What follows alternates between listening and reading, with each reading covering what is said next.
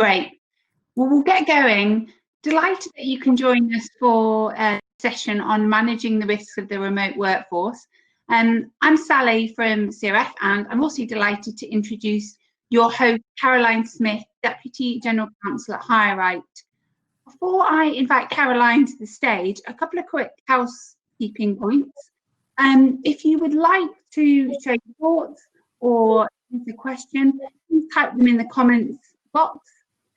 Or you've got the option of raising your hand. You see a button, the raise hand button, and you can ask a question or make a point. So we really encourage both to keep it interactive.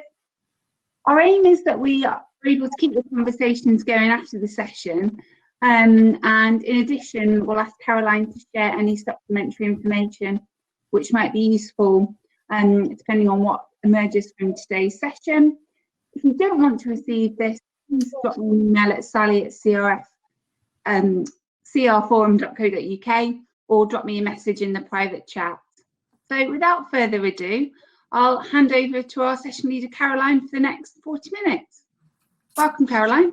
Hi, thank you, Sally, and hello, everybody. Thank you for joining us today in our masterclass for managing the risks of a remote workforce.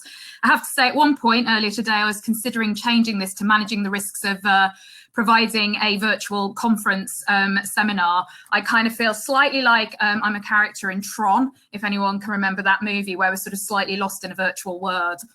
So yes, all very stressful. So I've been introduced. I'm Deputy General Counsel for HireRight, and I look after our international business.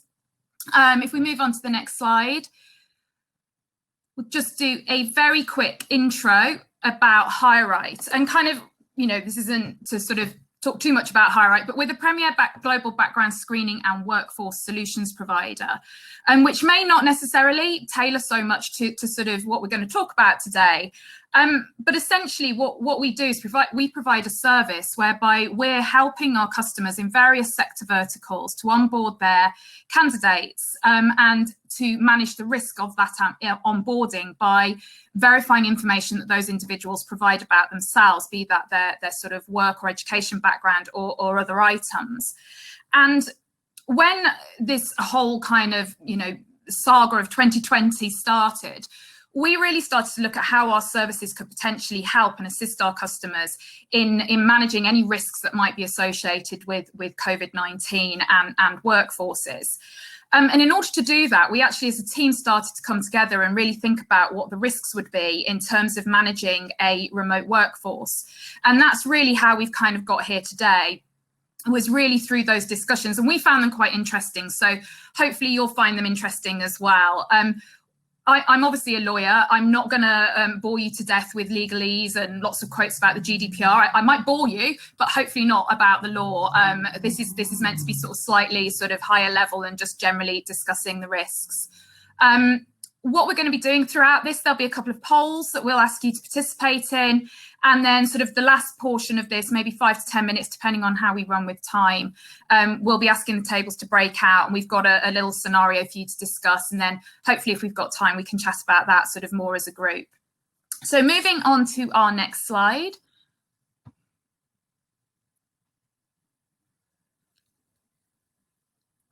'2020. I mean, that's kind of like big pause there, really upping the ante. 2020, the story so far. Well, I'm not sure whether it's a tragedy a la Steps or whether it's a tragicomedy based off the Shakespearean genre, but it's certainly not the year we all thought that we would have. You know, I think we all sort of toasted 2020, the new decade. There was lots of talk in the press about the roaring 20s. And it's been really more of a sort of feral, out of control tiger roaring at us rather than roaring 20s and it all being fun. No one could have predicted what was happening this year. It's an incredibly topsy-turvy world that we live in at the moment. You know, if I think back to March when we were all locked up, we were all in lockdown, you know, you could hear birdsong in central London. You know, we had good weather for once, which is ironic because none of us could go outside to enjoy it. You know, Liverpool after 30 years in the doldrums, you know, finally regained their Premier League title and rediscovered their glory days from the 1980s. And if nothing else illustrates how topsy-turvy the world is, last week they were beaten 7-2 by Aston Villa. So, you know, if you can go from the dizzy heights of winning the Premier League to I think it was the biggest defeat that any Premier League side's ever encountered. So that's fun. So, you know, all in all, it's been a little bit of a weird year. And when we first started to prepare this, we actually had our meeting in the office. We'd all gone back into the office. We're wearing our masks, socially distanced, and we worried that this was going to be a little bit of a passé topic and everyone would be bored and we'd all be sort of living our lives a little bit more normally. Roll on a couple of weeks from that meeting and suddenly we became super relevant again because all the rules changed. And I'm sure many of you today are actually looking at your phones and seeing what the updates are going to be and are waiting with bated breath for Boris's 50,000th address to the nation about what's going to happen later on today with our tiered lockdowns. So, you know, the landscape has changed. You know, we have all overnight gone from working in offices to working from home where we can. And for most of us that have office-based roles, that means most of us are working from home. And that's pretty different. And as I said, you know, when we started to think about our services, one of the things we thought about was, well, you know, is there a bigger risk? We're kind of imagining there's a bigger risk here with everybody working from home, but is there one? So if we move on to the next slide, this is kind of the results of our sort of thought process. So I think maybe there's some bullet points on here that are flowing through. So if we can get all the bullet points up, that would be great, but I will carry on. There we go. I will carry on talking.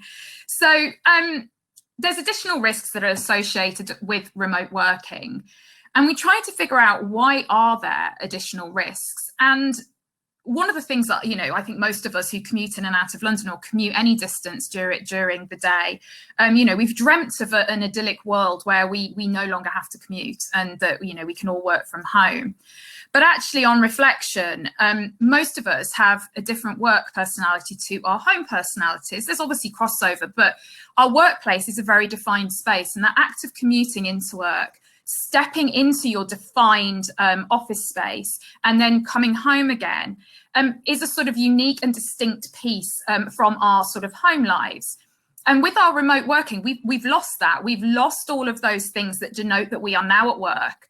And I think whether we're aware of it or not, we actually do behave differently at work. We're more aware of work-related risks.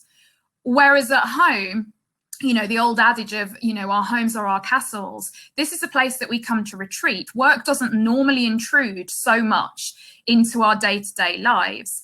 And this is a safe space. We're more relaxed. We're not sort of constantly thinking about danger necessarily. And when, you know, we don't approach risk in the same way, especially when we're working. So we've ended up sort of working in our home environments where we are, you know, instinctively much more relaxed. As opposed to sort of, you know, our work environments where we have many visual cues all through the day and colleagues that are, you know, holding us to account, talking about what our core values are, etc. So the very fact that we're actually now working from home just redefines our space. And it takes a lot of adaptation to actually move into that space and suddenly see it as a purely workspace. And you can see, for example, from my background, you know, I'm not in, you know, an office. I'm kind of in my living room. So, you know, I don't have, again, that little defined space in which I exist and work. I just kind of exist, as it were. So what does that in and of itself do? Well, there's a couple of things that sort of really sprung to our minds, and they were changes of culture, but also financial pressures. So if we look at changes in culture, well, culture in some respects has been slightly eroded by working from home. And when we had the initial lockdown period, you know, we were all getting on Teams calls, we were having, you know, Zoom cocktails, you know, lots of interaction, trying to keep everyone's spirits up. We all thought this was going to be for a few weeks, not a few months. That, to a certain extent, as things have transitioned into a more, you know, into a new normal, overused phrase, but still quite useful phrase. As we've transitioned, we, you know, those types of things have sort of fallen away a little bit. But what has always been the case from day one is that we're no longer surrounded physically by our colleagues. And as I say, I think probably you don't realise that actually your colleagues, we do modify our behaviours around our colleagues. We do think about what we say. We think about how we behave. You know, and so we don't have that anymore. We're far more isolated. We don't feel as part of a big team as perhaps we did before. It's very difficult to recreate that. It's very difficult to recreate those sort of homogenous kind of goals that everybody is striving towards. Things like, you know, your core values, you know, in our office, for example, we've got our core 4 values are kind of pasted up on the walls here and there. I did think about putting them in my home space to remind me, but our branded colours don't go with my living room, so I haven't. So we have, you know, there's a real difference in terms of, you know, sort of not having those visual cues. And, you know, we don't have all of our, you know, daily reminders. You know, it's less easy to pop into somebody's office and sort of talk about an issue and a problem or something that maybe you've observed from somebody's behaviour. All of those things have gone because you actually can't see somebody's behaviour. So culturally, we've really adjusted. There's a real change to office culture. It doesn't really exist in this sphere, and it's very, very difficult to replicate. Something else that I think that sort of, you know, is hidden and perhaps, you know, pre-working from home, whilst financial pressures are always going to be prevalent in most people's lives. Again, the fact that you're walking into an office, most of us try and leave our sort of personal problems at the door. Well, we don't have that anymore. We're living with them daily. We're not moving very far from sort of our sofas or our sort of problems. So we're in the same space.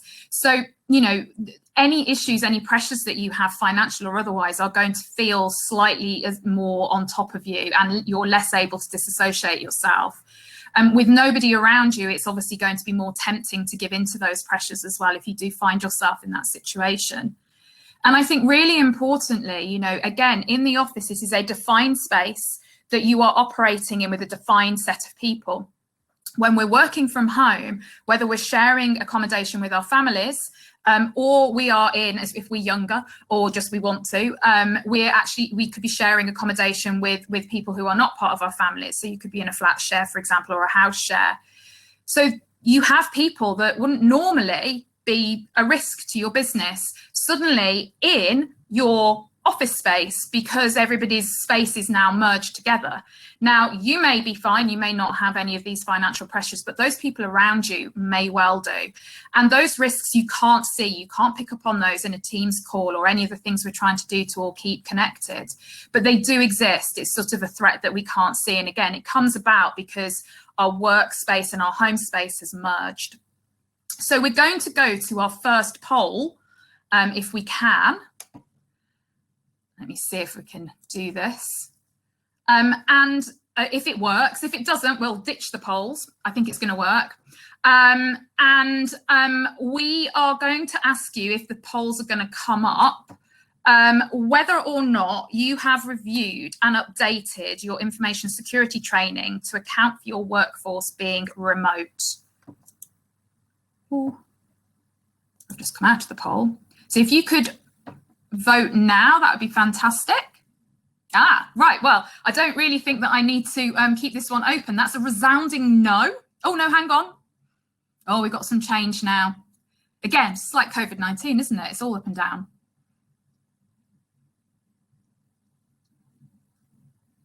Super. Okay, so we'll close the poll at this point. And I think that was actually quite a resounding no. So if we can go back to the slides. That's interesting, and I'd say that aligns with our experience as well, which is that, you know, when we first went into lockdown, about 2 weeks after that, we actually had our information security training. And when I looked at that, what really struck me was that those information security trainings that we give to all of our staff and that everybody has to pass actually relate very much to being in the workspace, not working from home. And so, you know, one of the things that sort of we'd thought about just from an internal perspective is actually looking at those information security policies and trainings and actually updating them. So, you know, again, we talk about our behaviours in the office instinctively, in theory. When you move to your printer, or you take a break, go for your lunch, or, you know, you go and make a coffee, you'll do Control-Alt-Delete on your computer. How many of us are actually doing that? Okay, if you live on your own, it doesn't matter. But how many of us are really doing that in the day if we're moving away from our desks to do any of those things? Or you may not have a printer, but, you know, go and get your lunch, make a coffee, stop and have a chat with a roommate, all of those types of things. You may not be doing Control-Alt-Delete. You know, if you nip out to the corner shop to get some milk, you're not going to let a stranger into your house. You'd hopefully be aware if there's someone you didn't know in your house. However, if you're in a shared house, you might not know if the person that's lurking around is a friend of your flatmates, or in fact has just sort of managed to get into the flat or not. But, you know, how many of us, when we nip out, don't double, triple lock our doors, all of those types of things. I was actually visited at the weekend by the Met Police handing out some Met Trace stuff. There's been a huge explosion of crime, surprisingly enough, in the London area due to COVID-19 and just people lurking around and turning to a life of crime, I assume. And so they're trying to get people to mark all of their valuables with this kind of invisible ink. You know, I've never seen that before. It's been a program that's been in place for 5 years. But again, there are those pressures, there are those changes that we're seeing. So again, if you nip out, you lock the door. If you live in shared accommodation, you know, be vigilant about who's lurking around the flat. If you don't recognise them, ask them questions in the same way you would if a random visitor, you know, came into your office space. So there's things that we can do with our information security policies or information security training to really tailor them to our current and really unique situations, just to remind people and iterate that those things that are in place in the office are actually equally valid when you're at home, slightly adapted, but equally valid. You know, let's look at data security and access to sensitive company information. You know, one of the things that I was asked quite early on was, does the GDPR, and I did promise not too much legal chat, so this will be one of the very few mentions I make of it, but does the GDPR in and of itself stop people from working from home? And the short answer is no. EU law is always going to be sort of very principles based. It's not you can do A, you can't do B. So provided you've got your technical and security measures in place, you're absolutely fine. But what you might want to do from a data security perspective is re-review who you're classing as a high-risk individual within your organisation. Roles that traditionally might not be deemed to be such whilst you're in that office environment may end up being higher risk due to them working from home, or potentially their own home lives. And we'll get onto that when we talk a little bit about screening and how it can potentially help. And then access to sensitive company information. We're going to go to another poll, and the question this time, if you could answer, is: have you reviewed file access within your organisation since COVID-19 came upon us and we all started to work from home? So if everyone could answer that, that would be fabulous.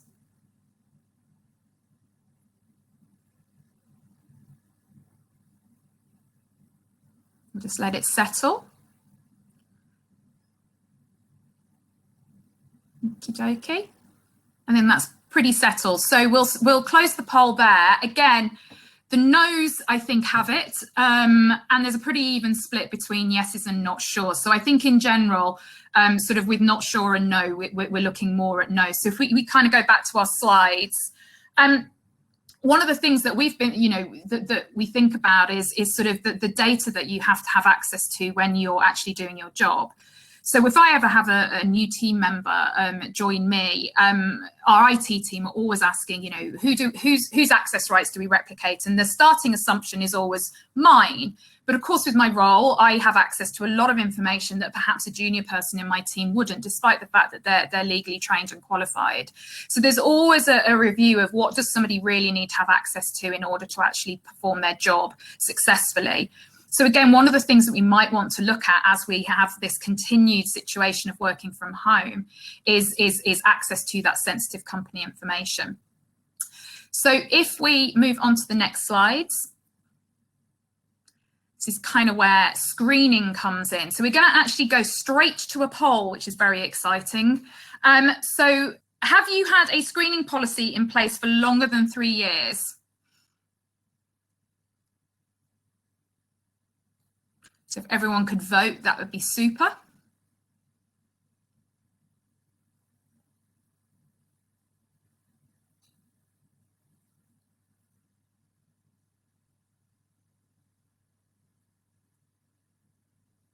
Brilliant.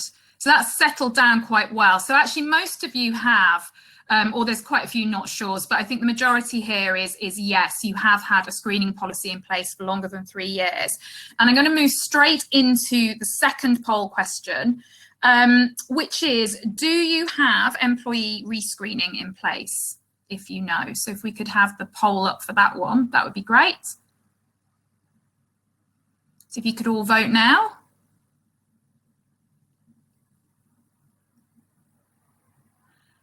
So that's a real 50-50 split if we're not going to have any change. Oh, we've got some changes. So actually we've gone more to the no's here. So again, just in the interest of time, sorry everyone, we'll just close this poll. So the reasons that we wanted to ask those questions were, if we sort of go back to the slides, is that, you know, we often come across organisations that have never screened before, which means that, you know, you could have quite a number of your folk in your organisation that have just genuinely never been screened, either, you know, not screened by your own organisation, or in fact never screened during the duration of their career, and you don't necessarily know so much about their background. So creating sort of fictional persona, you could have somebody working in your finance team and they've been with you for, say, I don't know, 15 years. You know, they have access to invoicing, et cetera, but what you don't know is that 16 years ago, they actually had a conviction for fraud, and it's an unspent conviction. But you don't know that. And now we're in sort of this time period where people are obviously undergoing more stresses and strains from a financial perspective. And we'll revisit the sort of fictional finance person in a moment. When we look at rescreening, for example, you know, certain roles expected. A lot of you who work in financial services will obviously have to conduct the rescreening for your senior manager certification regime. But rescreening, you know, as it says here, it has to be dealt with sensitively, and there are cultural issues around all of this. But one of the things that we thought about with things like rescreening and also screening is it's not intended to be a sword that the employer wields against its employees. We're thinking of it more as a type of shield for the employees. So what would screening do, either when you onboard people or if they are existing employees and you wanted to rescreen them? So the biggest thing that it will allow you to do is to monitor them. You've got all sorts of IT activity that you can use, and IT programs where you can do employee monitoring. But also behaviour is obviously a little bit more difficult to monitor. So if you are doing a rescreening program or want to roll out a rescreening program, it can actually help if you choose the right type of product sets on all of that non-static data. It can actually help you monitor changes to that behaviour, changes that could be important to you. And those could drive you to take certain actions. So let's revisit this finance person. You decide you're going to rescreen everybody in your finance team. And actually what turns up is that over the last 12 months, that individual's credit rating or that their credit report has come back with quite a lot of negative information, and it's been getting steadily worse. Now that individual obviously at that point has to be has to be considered as a relatively high risk individual in a particular you know, role, because they've got access to financial information. So what are the things you can do? You're certainly not going to want to just, you know, kick them out.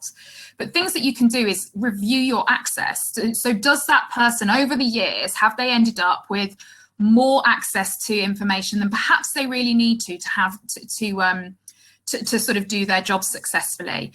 You know, is there refresher training that can be done? Can you re-roll out things like your information security or data security, confidentiality training as just a refresh, just to keep everybody on top of things?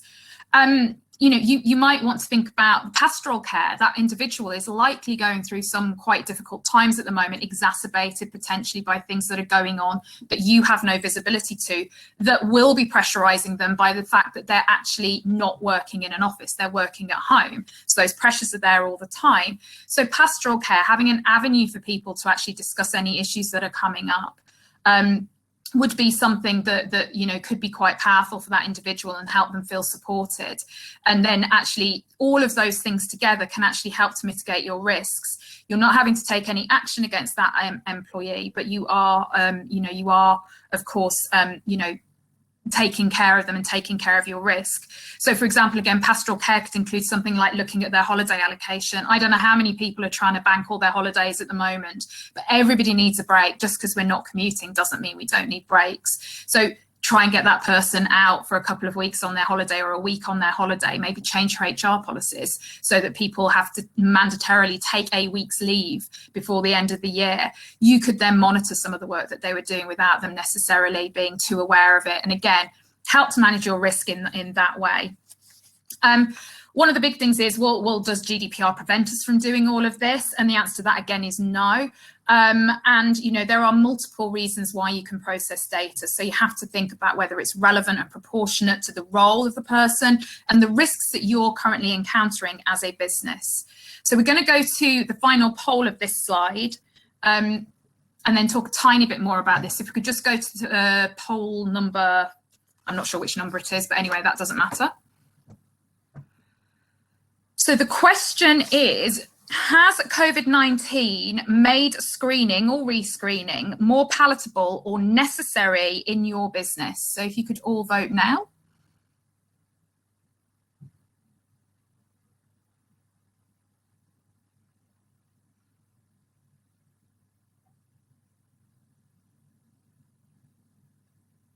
Okay, so I think it's an overwhelming no and not sure if we can close that poll down now. We've got a few people, about 20% think yes. If we can go back to the slides.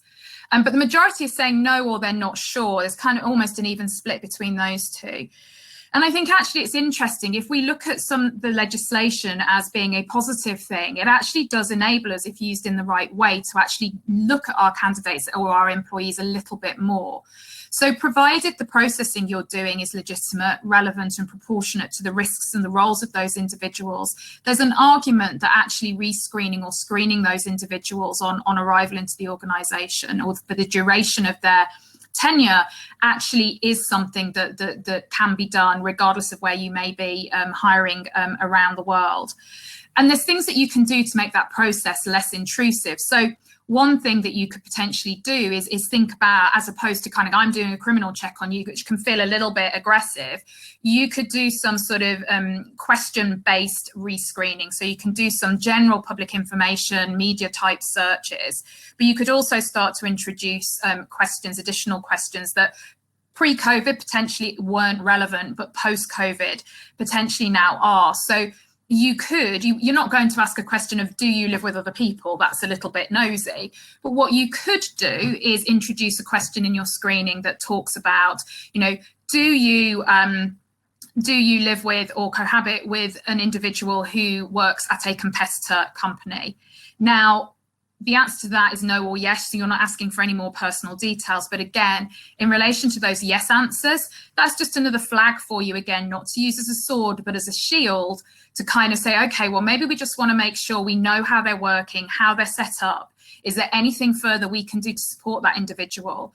Again, back to the InfoSec training, one thing that's always on the slides we have is, don't go to a coffee shop and have a confidential conversation. But of course, if we're living in our homes and sharing our space, we could be having confidential conversations all the time.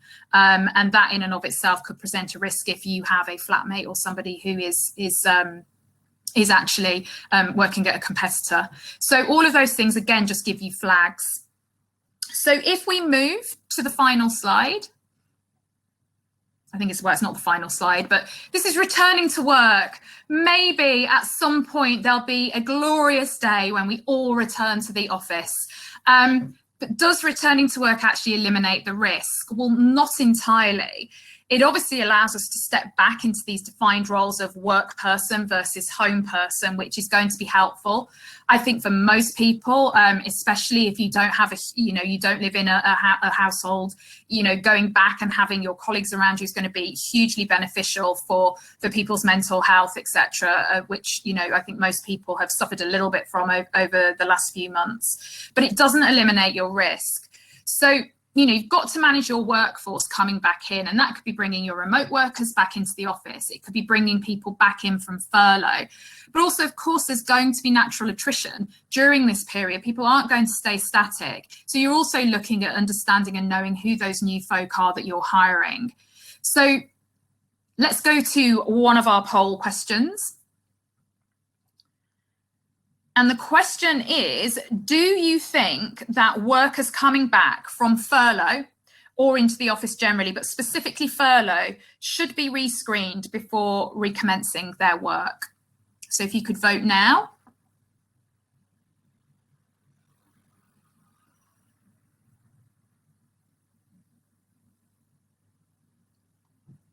Just watching this go up and down. We haven't had much change from the resounding no, which was everyone's initial instinct, which is interesting. So I think we'll close the poll there because it is a resounding and overwhelming no. And it's really interesting. And I think it's a real dilemma, isn't it, as to whether or not it is reasonable to rescreen people as they come back from furlough. Furlough shouldn't be seen in any way as being something that people should be looked upon in a negative way when you're returning from furlough, whether or not you're a new employee or you're coming back from furlough within your existing role. But interestingly, of course, there's going to be a whole pile of dead space in somebody's background. Now, you may feel that somebody coming back into your business, especially if they've worked for a really long time for you, you know them well enough. But there are going to be some people who are relatively new that perhaps you don't know. And anyone who doesn't have a screening policy in place already, there is a risk in terms of what that individual's been doing for the last 6 months, or well, actually longer now, isn't it? So I think it's interesting in terms of, should you rescreen people as they come back into the office? You may want to, again, it may come down to whether those individuals actually have high risk roles and access to certain information.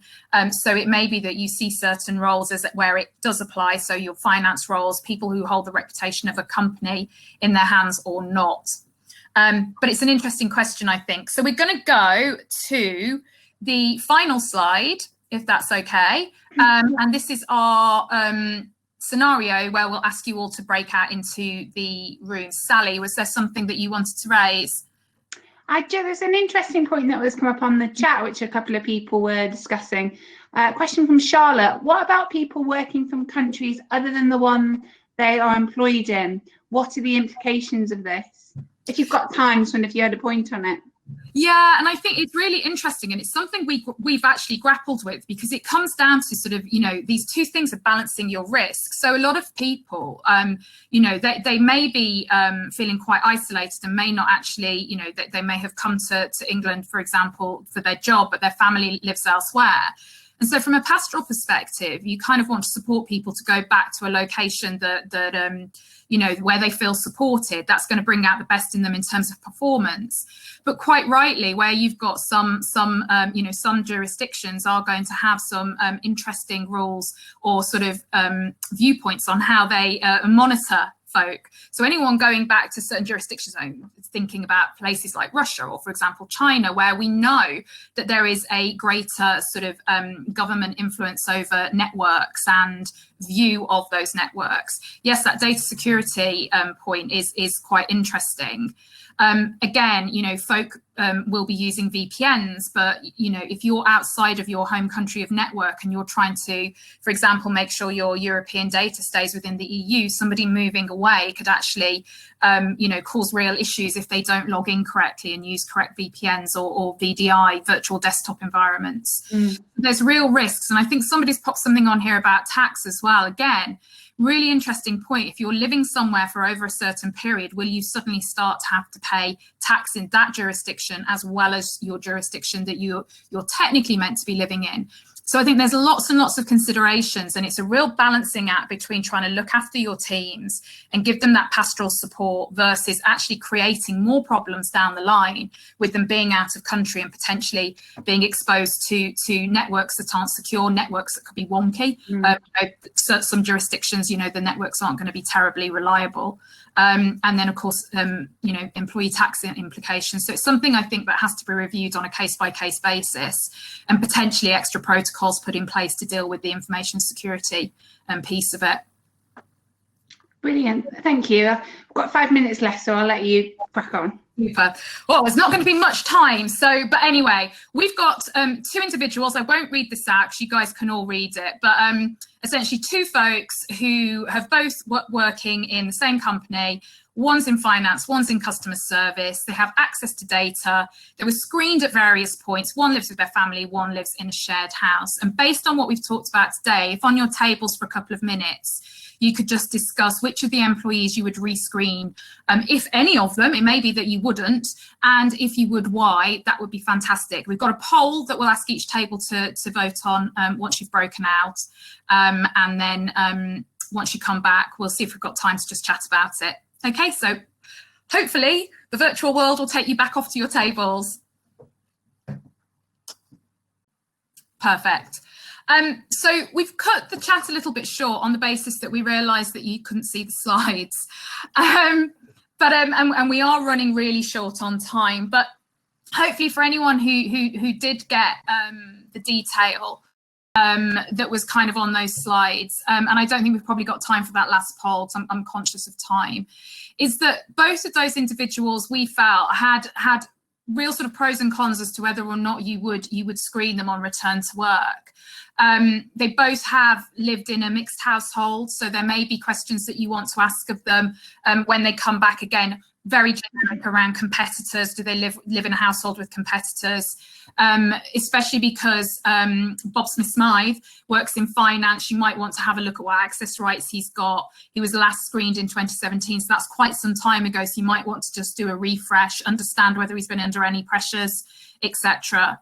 And with Bob Smythe-Smith, again, he looks relatively benign there. He was screened pretty recently. But again, he's quite new into the business, and by virtue of his role in customer services, he does have access to some customer information that could be sensitive and confidential. So therefore, again, it's about reviewing and looking at the information that individual has. So if you were going to, on balance, screen one of them rather than the other, possibly A, and you might be able to put some other measures in place in relation to individual number B by actually looking at their access rights and figuring out whether or not they should be able to see as much as they do in their current role as a relatively junior customer service person. So that wraps up what I've got to talk about today. Sally, do we have any time for questions? One quick one if anybody has got one. If not, I was going to say, well, first of all, thank you very much, Caroline, for that really informative presentation and timely examples. But we've got some networking time now, so you will be sent back into the networking room. Also, throughout the conference, so today and tomorrow, do go and see HireRight and the other partners. They're going to be out on the virtual booths, so they'll be open to conversation. So if there's something that you're interested in, please do go and pick that up with the HireRight team direct.